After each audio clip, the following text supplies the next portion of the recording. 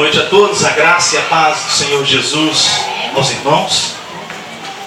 Abra sua Bíblia em Filipenses capítulo 1, versículo 21. O nosso tema da noite é viver para ti, morrer para ti. Filipenses 1, 21. Viver para ti, morrer para ti.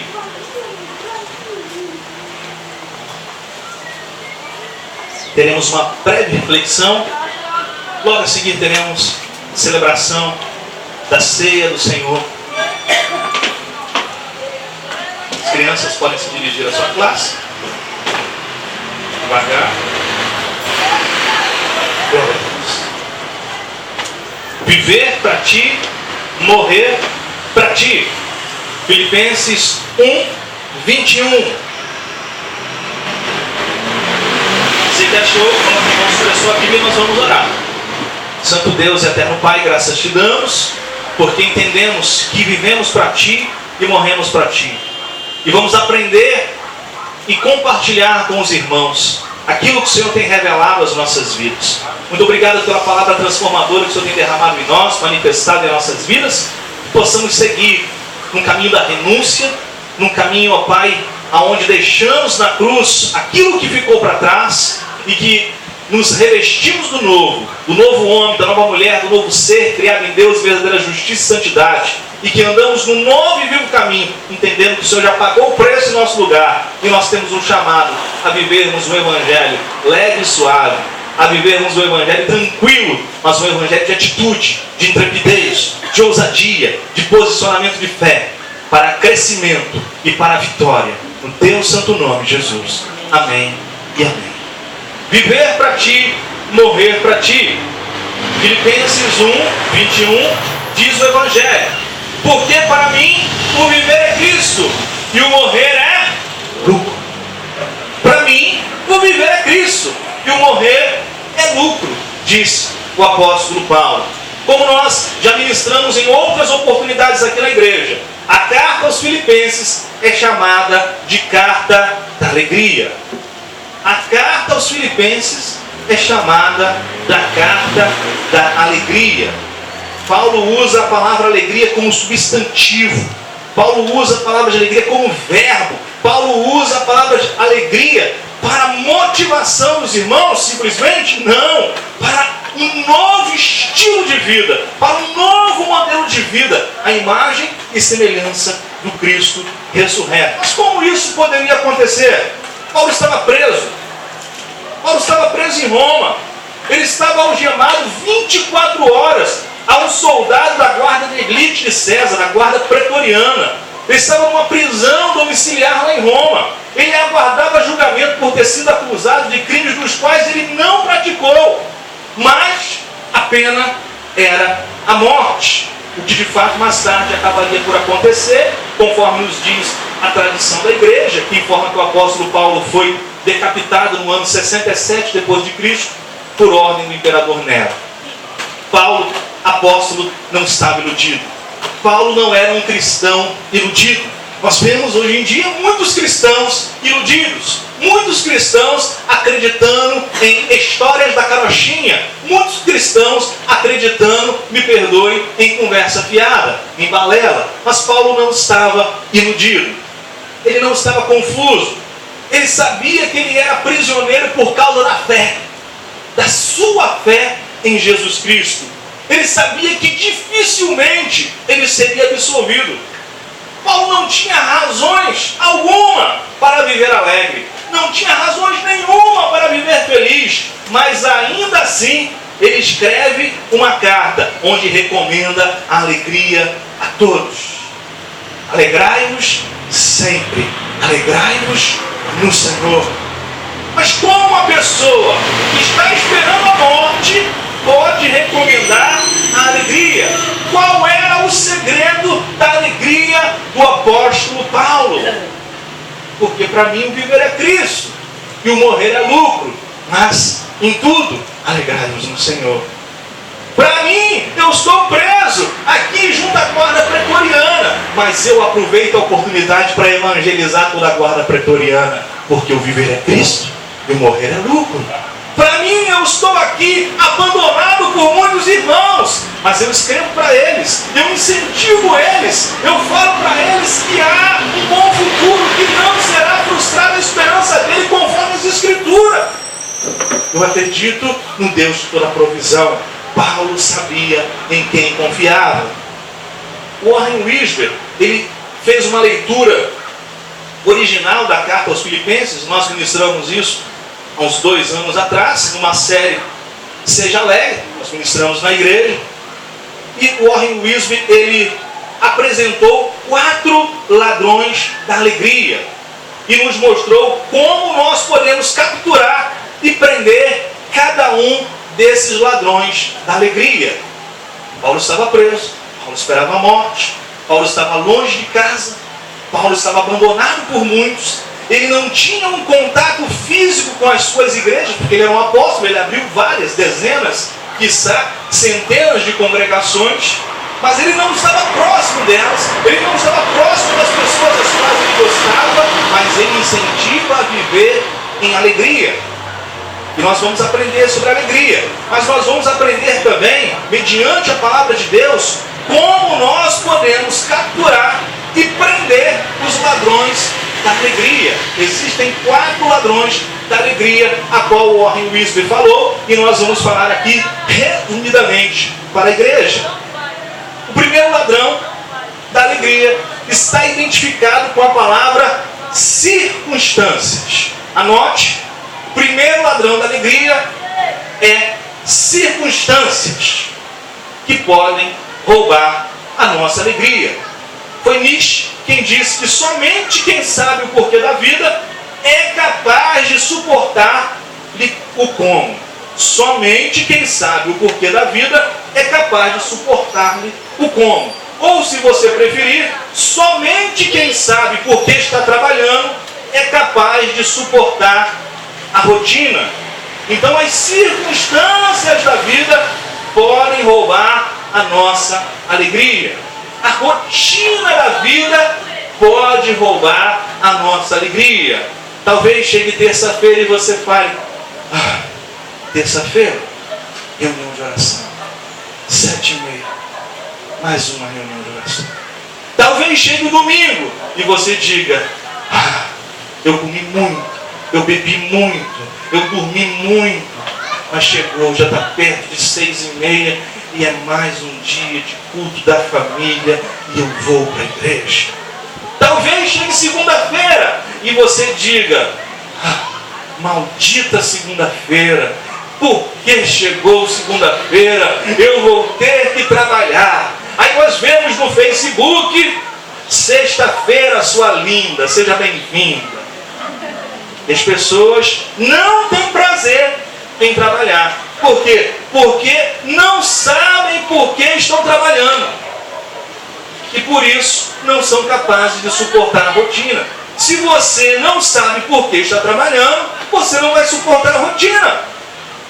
Se você não sabe por que você está arrumando a sua casa, por que você está cuidando dos seus filhos, por que você está indo à igreja, por que você está fazendo compras, por que você está trabalhando, você não vai suportar a rotina.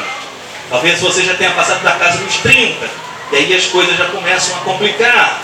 Mas talvez você já tenha passado da casa dos 40, 50, 60, 70, 80, 90. Aí você fala: Deus da glória, como é que eu vou suportar isso tudo? Mas como Nietzsche diz, se você não sabe o porquê da vida, você não vai ser capaz de suportar o como da vida. Ou, em outras palavras, se você não sabe por que está trabalhando, você não será capaz de suportar a rotina. Nós poderíamos ampliar essa ideia para: quanto mais nobre a motivação, mais leve o trabalho. Não é assim? Quanto mais nobre a motivação, mais leve o trabalho. Cuidar dos filhos tem que ser algo de motivação. Procurar pagar o melhor colégio para o seu filho tem que ser algo de motivação. Eu costumo sempre falar isso lá em casa e converso com o Paulo Miguel, tem 9 anos, mas já converso com ele. Porque, para a glória de Deus, o futuro a Deus pertence, mas eu preparo meu filho para ser um juiz, para ser um promotor de justiça, para ser um engenheiro, para ser um arquiteto, para ter oportunidade. Então eu procuro pagar um colégio a qual está classificado entre os 5 melhores colégios de Nilópolis. Então ele estuda em um colégio que está classificado pelo INEP, um dos 5 colégios melhores em relação ao ensino de Nilópolis. O preço é muito caro, realmente, o preço é muito alto. Os preços dos livros são enormes, realmente, tudo isso. Tem que pagar o futsal à parte, tem que pagar o futsal à parte. As festas são muito caras, as festas também são muito caras. Mas eu procuro dar um ensino de qualidade para o meu filho, porque eu não tive essa oportunidade. Então, esse preço se torna leve para mim, quando eu olho para meu filho e vejo, eu estou qualificando ele para ter mais oportunidades na vida. Então, quanto mais nobre a motivação, mais leve é o trabalho. Ou quanto maior a motivação, menor é o sacrifício. Isto é, se você souber que levar 2 toneladas de pedra até o alto da montanha salva a vida do seu filho, você vai dizer que vem a montanha. Mas eu tenho que levar 2 toneladas de pedra até a montanha. Aí vou falar com o Rogério e com a Marilene, vou falar lá com o irmão da Marilene, ele vai me arrumar a carroça e a gente vai colocar lá as pedras na carroça para fazer 20 viagens. Mas chegando lá no início da montanha, nós teremos que subir ao topo dela. Mas é para salvar o meu filho? Então vou colocar nas costas e vou levar as 2 toneladas. Porque quanto mais nobre a motivação, mais leve o trabalho. Quanto maior a motivação, menor é o sacrifício. Eu vou dizer que vem a montanha, porque o meu filho é mais importante para mim do que qualquer outra coisa. O segredo é encontrar o significado para o trabalho. A atividade não pode ser um fim em si mesmo. Eu gosto de acreditar, como me ensinou meu amado pastor Adriano Witz, que trabalhar é cooperar com Deus para colocar ordem no caos. Trabalhar é cooperar com Deus para colocar ordem no caos. Você tem ouvido eu pregar já há algum tempo, e você sabe que eu digo que a história humana é escrita a 4 mãos: as mãos de Deus e as nossas mãos. Porque se você não fizer a sua parte, as coisas não vão andar. O pastor Rogério ontem me chamou e falou: pastor, nós limpamos o terreno tem menos de 2 meses, né? Eu falei, já deu uma olhadinha lá atrás? Eu falei, não, tá cheio de mato.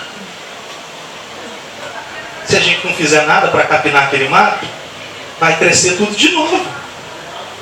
Não, Deus proverá. A história humana é escrita a 4 mãos. Fique parado, você não vai ver nada. Essa conversa fiada que um dia você já ouviu, que um dia até mesmo eu já preguei, de que, fique tranquilo, porque Deus está fazendo tudo, Deus já determinou tudo, tudo acontece conforme a vontade de Deus. Deus não quer prato sujo na tua pia, Deus não quer mato no terreno da tua casa, mas Deus quer que você lave a tua louça, que você capine o teu quintal. Da mesma forma, Deus não quer ver pessoas mendigando, Deus não quer ver pessoas se prostituindo, Deus não quer ver pessoas se drogando, Deus não quer ver pessoas marginalizadas, oprimidas, Deus não quer nada disso. Será que Deus se agrada com o sofrimento do homem? Eu não sei mais o que fazer. Meu Deus, eu não sei mais o que fazer. Aí as pessoas confundem oração com desabafo. Eu já orei tanto, desabafou, né? Desabafou com Deus, orou nada. As pessoas não conseguem entender o que é oração. Ela desabafou com Deus e achou que orou. Eu já estou orando há tanto tempo. Eu já estou clamando há tanto tempo. Ai, e nada acontece. Aí eu te pergunto, o que você fez? Não, já tem 3 semanas. Mas o que você fez? Você deu um abraço naquela pessoa? Você deu um beijo naquela pessoa? Você levou comida para aquela pessoa? Você deu um banho naquela pessoa? Você ministrou cura na vida daquela pessoa? Você foi até o encontro dela e chorou com ela? E no momento que ela sorriu, você se alegrou com ela? Você fez isso? Fez. Trabalhar é cooperar com Deus para colocar ordem no caos. Nós precisamos entender em quem nós estamos trabalhando. Nós cantamos agora há pouco que queremos reinar. Queremos que o reino venha manifestado nas nossas vidas. Nós queremos reinar em vida. Nós não queremos esperar simplesmente quando chegarmos no céu. Nós queremos reinar a partir de agora. Nós queremos reinar em vida. Mas o que nós temos feito para reinar em vida? O que nós temos feito para reinar em vida?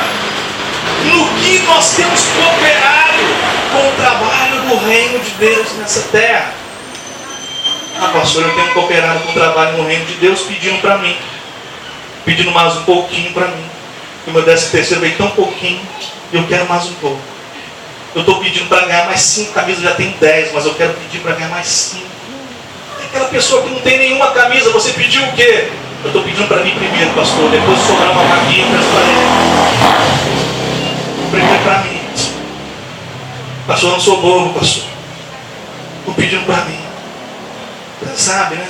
Eu tenho um corpo só, mas eu me sujo muito. Não preciso de muitas camisas. Que bom, eu também preciso, também gosto de camisa. Mas o que você fez para aquele que não tem nenhuma?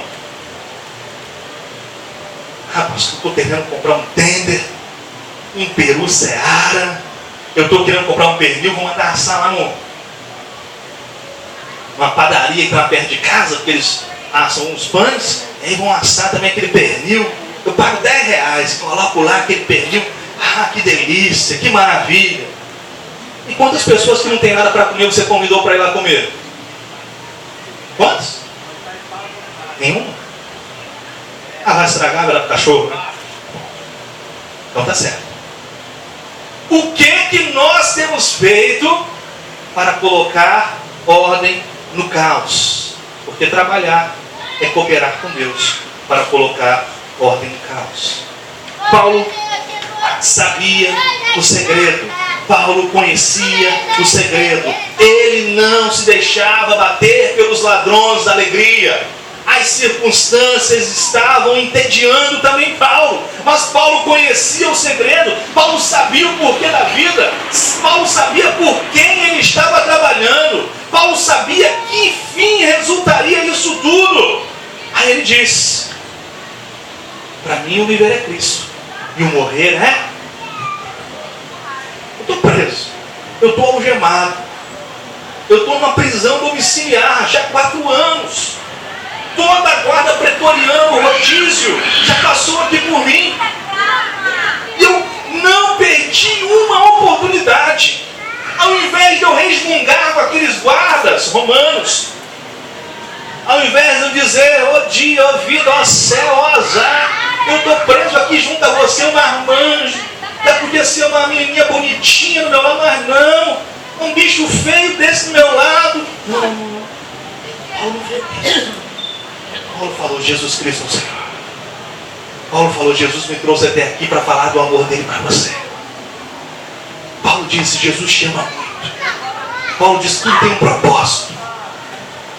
E todas as coisas cooperam juntamente com aqueles que amam a Deus, para fazer a obra de Deus e para levar o reino de Deus àqueles que ainda vivem em trevas. Paulo conhecia o segredo. Por isso ele disse: viver é Cristo, o morrer é lucro. Versículo 12 de Filipenses 1, ele vai dizer: quero que saibam, irmãos, que aquilo que me aconteceu tem antes servido para o progresso do Evangelho. Olha que coisa maravilhosa. Aquilo que me aconteceu, eu estou preso. Os meus irmãos judeus me denunciaram. Aqueles que eu abro mão de tudo para que possam conhecer Cristo me denunciaram. Os meus concidadãos judeus me denunciaram, falaram falsamente de mim. Eu estou preso. Eu estou longe dos meus amigos. Eu estou longe de casa. Mas eu quero que saibam, irmãos, que aquilo que me aconteceu tem antes servido para o progresso do Evangelho. Olha que consciência. Paulo não deixava que as circunstâncias da vida tirassem, roubassem a sua alegria. Deus levantou Tito, Deus levantou Timóteo, Deus levantou Barnabé, Deus levantou Áquila, Deus levantou Priscila, Deus levantou Epaminondas, Deus levantou homens e mulheres, Júnia. Deus foi levantando pessoas para a propagação do Evangelho. Talvez se eu não tivesse preso, eles ainda estariam à minha sombra. Talvez se eu não estivesse preso, eles estariam esperando que eu fizesse. Talvez eles estariam acomodados na sua posição secundária. Mas eu fui preso para o progresso do Evangelho. A guarda pretoriana foi evangelizada. Aqueles que eu treinei se levantaram e espalharam o Evangelho por toda a terra. E a igreja está crescendo. Progresso. Paulo não deixava que as circunstâncias roubassem a sua alegria. Mas existe um outro ladrão da alegria. As pessoas. As pessoas podem roubar a nossa alegria. Vou repetir. As pessoas podem roubar a nossa alegria. Então anote o segundo ladrão da alegria. Pessoas. Pessoas podem roubar a nossa alegria. Mas nós não podemos nos esquecer que nós somos as pessoas para outras pessoas. Existem pessoas que podem roubar a minha alegria? Sim. Mas eu também sou uma pessoa e eu posso roubar a alegria de vocês. Nós temos que entender isso. Nós temos que compreender isso. Porque nós também somos as pessoas para outras pessoas. Num mundo em que todo mundo coloca a si mesmo em primeiro lugar, não é estranho que vivamos diante de tantos conflitos. Tantos conflitos. E você vai ver a Rússia, a Ucrânia, e você vai ver a guerra civil, e você vai vendo, porque entrou num pedacinho de terra que é meu, e você vai ver Israel e a Palestina. Não, esse muro aqui, ó, o muro ficou um pouquinho inclinado, você invadiu o meu lado, e toma bomba, toma míssil, mata, fogo. As pessoas só pensam em si. As pessoas só olham para o seu umbigo. Num mundo onde as pessoas colocam a si mesmas em primeiro lugar, não é estranho que vivamos diante de tantos conflitos. A sugestão do apóstolo Paulo é muito simples. Todos devemos abandonar o jeito egoísta. Todos devemos abandonar o jeito arrogante. Todos devemos abandonar o jeito prepotente de ser. E todos nós devemos imitar o jeito Cristo de viver. Filipenses 2, 3-8.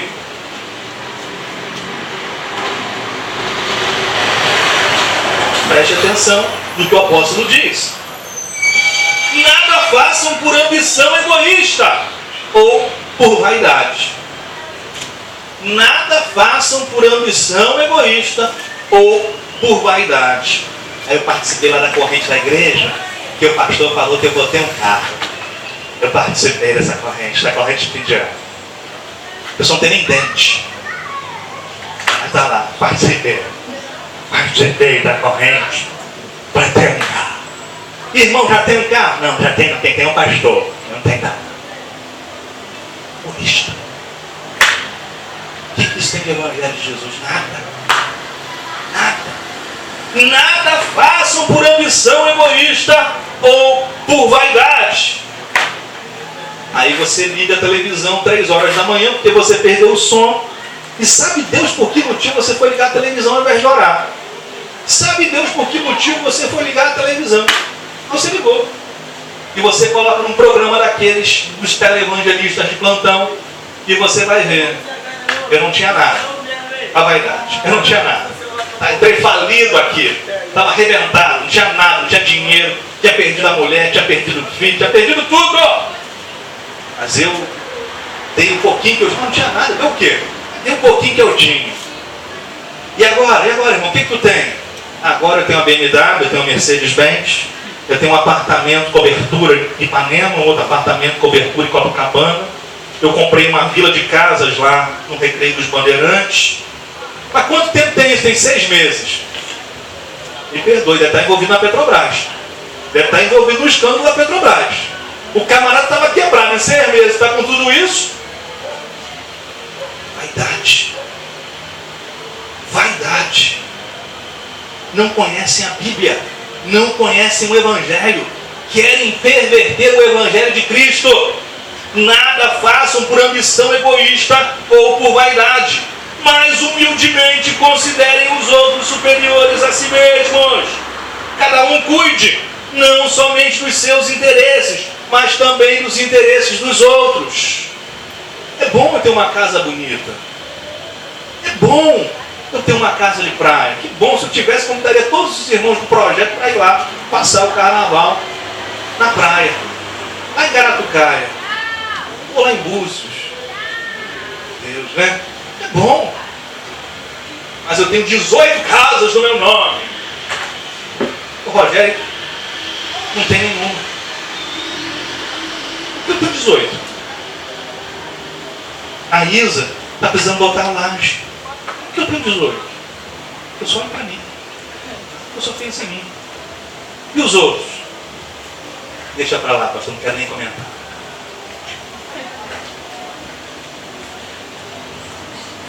Cuide não somente dos seus interesses, mas também dos interesses dos outros. Seja a atitude de vocês a mesma de Cristo Jesus.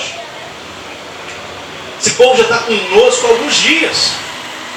Eles estão ouvindo os meus sermões, eles estão ouvindo as minhas palavras, eles estão recebendo curas, milagres, mas eles estão com fome.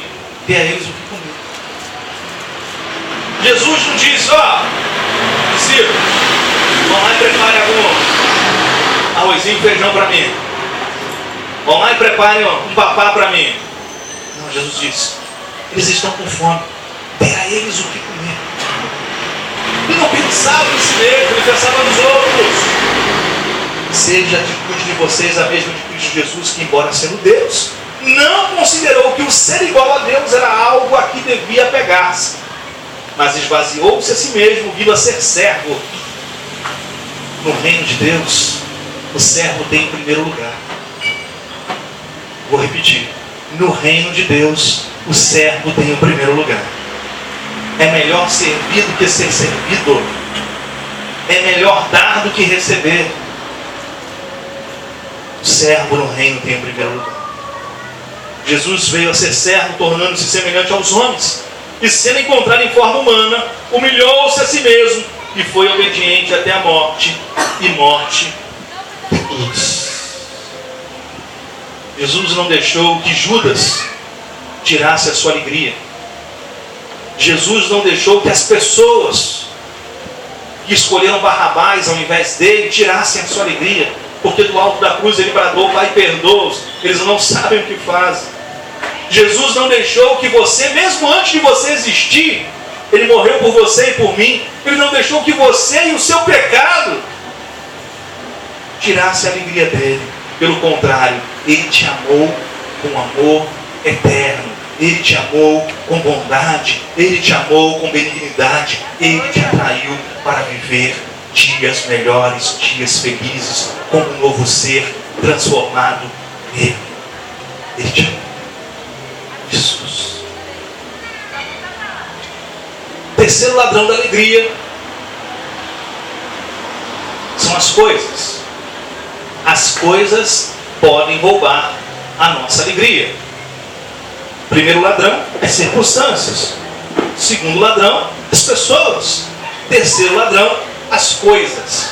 As coisas podem roubar a nossa alegria. Os chineses, eles têm um ditado que diz que se você tem alguma coisa que não pode perder, você tem alguma coisa que você não pode perder? Tem? Pensa aí um pouquinho. Você tem alguma coisa que você não pode perder? De maneira nenhuma. Eu não posso perder isso. Você tem isso? Pensa aí, fica quietinho aí. Os chineses, eles têm um ditado que diz que se você tem alguma coisa que não pode perder, então não é você que tem a coisa, é a coisa que tem você. coisa que te domina. Porque você tem algo que você não pode perder. Eu não posso perder esse carro, eu não posso perder esse carro, não posso perder esse carro. Perdeu. Teve que vender por algum motivo. Pessoa em depressão, tem uns até que se matam. Não posso perder essa namorada, não posso namorar a minha vida, perdeu. Separou. As coisas acontecem, você separa. Pessoa em depressão. A pessoa se acaba. Porque não era ela que tinha a coisa. Era a coisa que tinha ela. Não estou dizendo que uma namorada é uma coisa, tá, gente? Por favor. Estou dando só um exemplo simples, para não dizer simplista, para que você possa entender melhor. E você comprou aquela televisão LED 47 polegadas, Ambiance Philips, R$2.500. Parcelou em 10 vezes lá, R$250. Olha o Jadir. Não é para você não, Jadir. Eu vou falar um negócio aqui, não é para você não. Deus conserve a tua televisão. Mas aí o que aconteceu? Uma criança brincando com a bola de gude,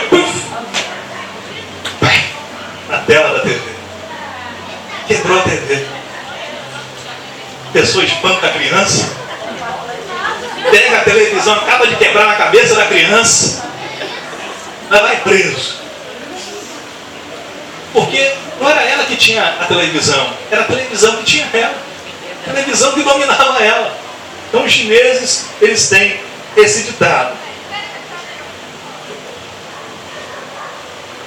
O apóstolo Paulo recomenda que façamos uma avaliação em busca daquilo pelo que realmente vale a pena viver. O que realmente vale a pena viver. Depois de avaliar a sua própria vida, o apóstolo Paulo então concluiu que os seus 3 maiores desejos, lá, Filipenses 3:10, os seus 3 maiores desejos era conhecer a Cristo, era experimentar o poder da ressurreição e era participar dos seus sofrimentos. Paulo ele trabalhava no Sinédrio. Com 25 anos, já preguei isso várias vezes, você sabe que começa o exercício profissional ou ministerial lá em Israel aos 30 anos de idade. Mas Paulo era um prodígio. Com 25 anos ele já estava no Sinédrio. Ele ultrapassava os da sua idade. Ele era, como diz hoje em dia no popular, top de linha. Ele era pop, capa de revista. Era o cara, era o bambambam. Tinha dinheiro, tinha fama, tinha poder, tinha tudo isso. Mas ele diz: as coisas podem roubar a alegria, mas eu sei aquilo que eu vou dar valor. Eu sei aquilo que vale a pena viver. Eu quero conhecer a Cristo. O meu desejo é conhecer a Cristo. Eu tenho um outro desejo: conhecer o poder da sua ressurreição. E eu tenho um terceiro desejo: participar de seus sofrimentos, tornando-me como Ele em sua morte. Será que eu iria falar isso? Será que esses seriam os meus 3 maiores desejos? Vou falar sério agora. Será que seriam os teus 3 maiores desejos? Conhecer a Cristo? Isso é muito bom. Conhecer a Cristo é muito bom. Só dizer conhecer a Cristo, é maravilha, né? Quem não quer conhecer a Cristo? Esse aí eu ia dizer, está nos meus desejos. Ó, conhecer a Cristo está nos meus desejos. Mas conhecer a Cristo requer santificação. Conhecer a Cristo requer renúncia. Conhecer a Cristo requer autonegação. Conhecer a Cristo requer tomar a sua cruz e segui-lo. Conhecer a Cristo significa morrer para mim mesmo e Ele viver em mim, Ele viver a minha vida. É só assim que eu posso conhecer a Cristo. Só a palavra conhecer a Cristo é lindo. Mas nós sabemos que para conhecer a Cristo é preciso de alguns atributos. Será que você iria desejar experimentar o poder da sua ressurreição? Será que você iria dizer, o viver a Cristo, o morrer é lucro, eu quero experimentar o poder da ressurreição na minha vida? Como eu falei semana passada, já falei algumas outras vezes, como diz meu amigo João, pecar é gostoso. Será que você iria deixar a vida de pecado? Porque para experimentar a ressurreição de Cristo, você tem que viver uma vida incorruptível, uma vida totalmente cristã, cristocêntrica. Será que você iria desejar isso? Abandonar aquilo que você gosta tanto, abandonar aquilo que você sabe que é errado e precisa abandonar e precisa deixar, mas ainda não teve forças para deixar? Sabe Deus por quais motivos? Será que você, essa aí é a parte top, crucial, dos 3 maiores desejos de Paulo, iria dizer como ele, eu quero participar dos sofrimentos de Cristo? Ele foi rejeitado, eu quero ser rejeitado também. Ele foi humilhado, eu quero ser humilhado também. Ele foi chutado, eu quero ser chutado. Ele foi transpassado, eu quero ser transpassado. Ele sentiu dores de parto, eu quero sentir dores de parto também. Vocês mulheres sabem melhor do que eu o que é sentir dor de parto. A mulher quer ter outro filho até hoje.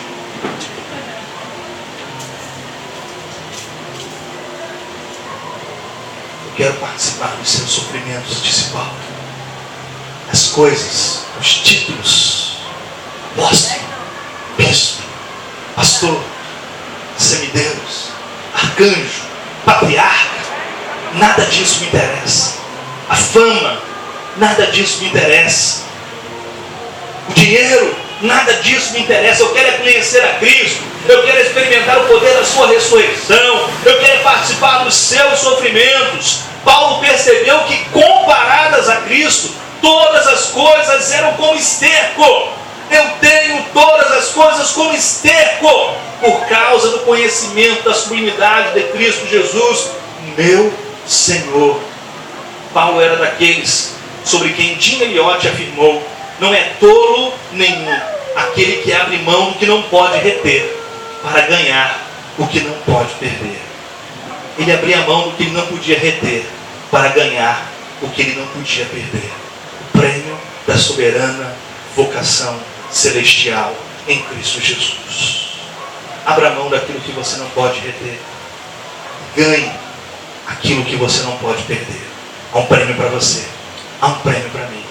Para terminarmos, finalmente, o 4º ladrão da alegria é a ansiedade. A ansiedade pode roubar a sua alegria. Os consultórios dos psicanalistas estão cheios. Talvez você que está se formando pense em se formar em psicanálise, vai ganhar muito dinheiro. E uma sessão de psicanálise de 30 minutos não sai por menos de R$300. Então, se você trabalhar o dia inteiro, imagine quanto dinheiro você vai ganhar. Por hora, R$600. 30 horas de uma consulta no psicanalista hoje em dia custa R$300. Vamos botar que você só trabalhe 4 horas por dia, porque aguentar os outros falando também na tua cabeça, você não vai aguentar. 4 horas por dia, você vai ganhar por dia 2.400. Tem gente que trabalha um mês inteiro e não ganha 2.400. Então, pense bem. Você que está se formando, ou você que já se formou, fazer uma pós-graduação em psicanálise, quem sabe? Ser um psicanalista clínico, pagar muito dinheiro. Porque o fenômeno do século XXI se chama depressão. As pessoas andam em depressão. As pessoas andam estressadas. As pessoas andam ansiosas demais. O Paulo já disse isso há cerca de 12.000 anos. E a ansiedade podia roubar a sua alegria. Ansiedade a respeito do futuro pode roubar a nossa alegria. Por isso Paulo vai recomendar em Filipenses 4, 6 a 7: não andem ansiosos por coisa alguma. Não andem ansiosos por coisa alguma. Pastor, mas nós temos que pagar a conta do aluguel terça-feira. Não andem ansiosos, mas não é fácil, pastor. Não é fácil realmente não, você disse. De cabelo branco. Pressão só o Senhor. Não andem ansiosos por coisa alguma. Não andem ansiosos. Mas em tudo pela oração e súplicas e com ação de graças. É por isso que o nosso curso de terça-feira tem o nome de Seminário de Oração e Gratidão. Porque nós já oramos agradecendo. Senhor, aquilo que o Senhor fizer, quem sabe que é a tua vontade que vai ser feita, é o melhor. Porque a tua vontade é boa, agradável e perfeita, então vai ser o melhor. Então nós já oramos agradecendo. Não andem ansiosos por coisa alguma, mas em tudo, pela oração e súplicas, e com ação de graças, apresentem seus pedidos a Deus. Senhor, nós temos compromissos assumidos, nós precisamos honrar esses compromissos.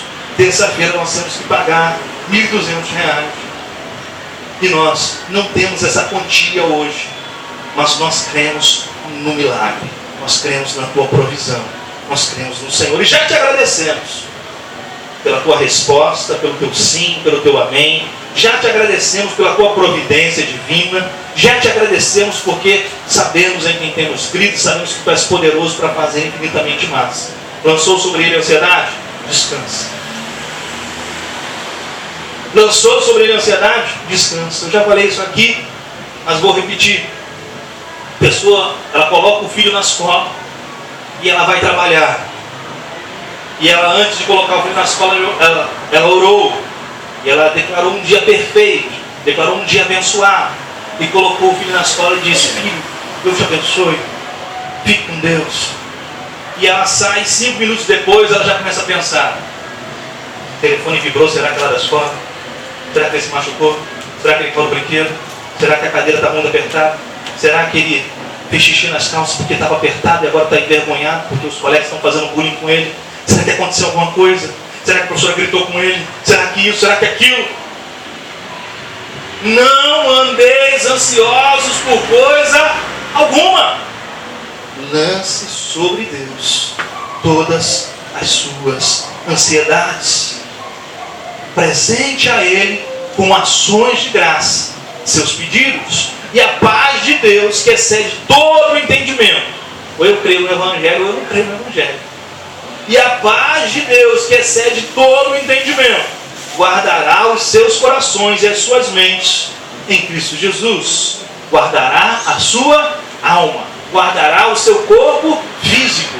Porque você sabe muito bem, 80% das doenças existentes hoje no mundo são psicossomáticas. Você colocou na cabeça, está doente, está doente. Sabe, Salomão diz: como um homem imagina sua alma, assim ele é. Mas eu tenho que crer, tenho que ministrar a você que a paz de Deus, que excede todo entendimento, guardará os nossos corações, guardará as nossas mentes em Cristo Jesus. A oração é um caminho de paz e alegria. Somente quem é capaz de se ajoelhar diante de Deus consegue afirmar aquilo que Paulo afirma em Filipenses 4,13. Tudo posso naquele que me fortalece. Somente quem é capaz de dobrar os seus joelhos e render graças a Deus e dizer: Senhor, eu sei que tu estás no controle. Senhor, eu sei que tu ouve o meu clamor, a minha súplica, a minha oração. Somente este poderá dizer como Paulo: tudo posso naquele que me fortalece. A carta aos Filipenses não é uma carta de autoajuda barata. Não é um livro de autoajuda barata.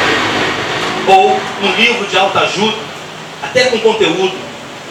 A carta aos Filipenses não é um livro do Augusto Cury. É muito melhor. É infinitamente melhor. Você gosta do Augusto Cury? Legal, eu também gosto. Mas leia a Bíblia. Leia o Evangelho. Leia a palavra de Jesus. Aprenda em Deus. Porque ela não é uma autoajuda barata. Que diz ao leitor iludido que vai correr tudo bem. E que ao final tudo vai dar certo se você seguir essas regrinhas. Não é uma dose de ópio qualquer. É um testemunho de fé. A fé que vence o mundo.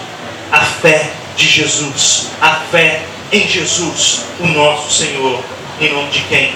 toda a vida, a minha, a tua, a nossa vida, vale a pena. Em nome de Jesus, a nossa vida vale a pena. Por isso, entenda aquilo que Paulo entendeu. O viver é Cristo e o morrer é lucro. Está vivendo? Viva para o Senhor. Vai morrer? Você vai para os braços do Senhor. Mas, como Ed René disse, morrer é um desperdício. Morrer é um desperdício. Viva da melhor maneira possível. Viva da melhor maneira possível, hoje e sempre. No nome santo, poderoso e precioso de Jesus. Amém. Amém. Glória a Deus.